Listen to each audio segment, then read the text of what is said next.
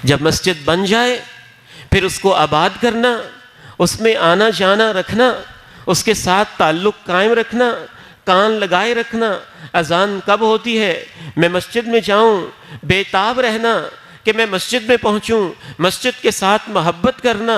इमाम कायनात अलैहिस्सलाम और अल्लाह का कुरान कहता है कि जो बंदा मस्जिद से मोहब्बत करता है, अल्लाह के नबी कहते हैं तुम गवाही दे दो कि उसके दिल में ईमान होता है। इन्नमा यअमुरु मसाजिद अल्लाहि मन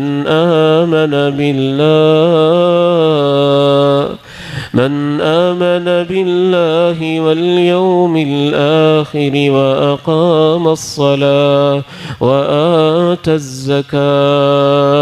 मस्जिदों को तो आबाद सिर्फ वही लोग करते हैं जिनका अल्लाह पे ईमान होता है, आखिरत पे ईमान होता है, जो नमाज की पाबंदी करते हैं, जो ज़कात देते हैं और अल्लाह के अलावा किसी और से डरते नहीं।